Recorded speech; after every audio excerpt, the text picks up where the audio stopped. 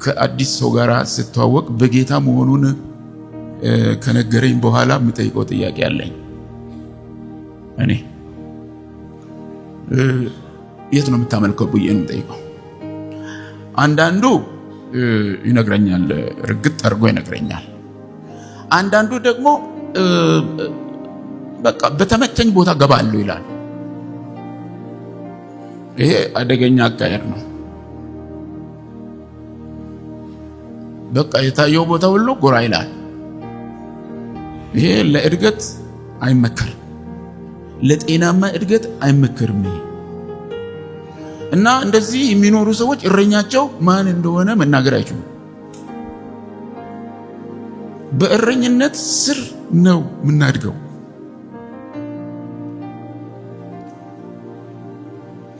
የሚመግበን ያስፈልገናል እረኛ፣ የሚመክረን ያስፈልገናል እረኛ፣ መንገድ የሚያሳየን ያስፈልገናል እረኛ፣ ወጣ ስንል ያዝ አድርጎ የሚመልስ ያስፈልገናል እረኛ። የእረኝነት አገልግሎት ይህን ሁሉ ያጠቃልላል። በጌታ በኢየሱስ ክርስቶስ ውስጥ ያለው እረኝነት ይህን ነው የሚመስለው። የእረኞቹ አለቃ የሆነው እሱ ደግሞ እረኞችን ሰጠ ለቤተ ክርስቲያን።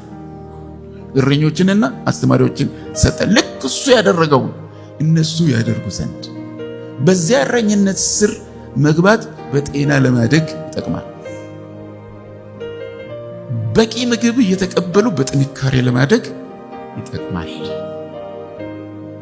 አካል ውስጥ አንድ የታወቀ አካል ውስጥ ገብቶ መገኘት ማዘወተር እዚያ ጋር በጣም አስፈላጊ ነው። ዞሮ መግቢያ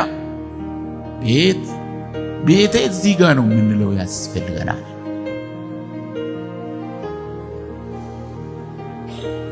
እግዚአብሔር ይርዳን። እንግዲህ እስካሁን ድረስ ቤት ያልገባችሁ ቤት ፈልጋችሁ ግቡ።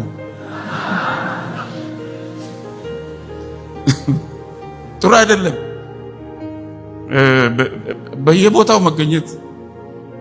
መንከራተት ያመጣል፣ ከመንከራተት ይመልሰን፣ ያረጋጋን ጌታ። ችግኝ በአግባቡ አድጎ ፍሬ ለማፍራት የሚበቃው በተተከለበት ሲጸና ነው። እውነት ሐሰት እየነቀሉ መትከል ሲበዛበት መጨረሻው ምን ይሆናል? ልክ እንደዚያው ነው የኛ ህይወት። ጌታ ባስቀምጠን ስፍራ ሆነን ጌታ የሚሰጠንን ነገር እየተቀበል ማደግን መልመድ አለብን።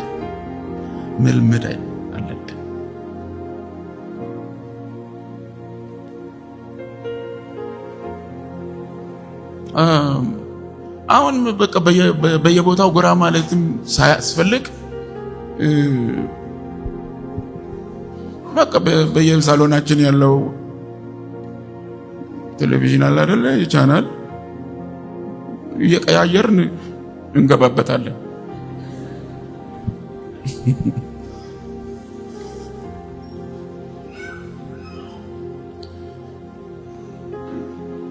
ቻናሉን ነው አልኩት። ከዚያም ያለፈ አለ አይደለ? በየኪሳችሁ አለ እና በየቦታው የቀየረ ሲገባ መጨረሻው ምንድን ነው? ያድጋል። አሁን እንደዚህ የሆነ ሰው አያድግ። ለጤናማ እድገት፣ ለጠንካራ እድገት አይጠቅም። እናስብበት። በአንድ እረኝነት ስር ስለማደግ አንድ ቀን የት ነው ያደገው መባሉ አይቀርም። ማን ያሳደገው ነው መባሉ አይቀርም። የሆነ አጓጉል ነገር ስንፈጥር ሜዳው ላይ ከተገኘን ከየት ነው ደግሞ የመጣው? የት ነው የተጠመቀው ይባላል። በማን እግር ስር ነው ደቀ መዝሙር የሆነው ሲነሳ ተብሎ መጠየቁ አይቀርም። አስተዳደግ ይወስናል ብዙ ነገር። በጤና ለማደግ በአንድ እረኝነት ስር ስለመሆን አስቡ። ጌታ ይርዳችሁ፣ ደግሞ ይረዳችኋል። ፍሬ አልባ አድርጎ ያስቀራል። ወዲህ እና ወዲያ መንከራተት።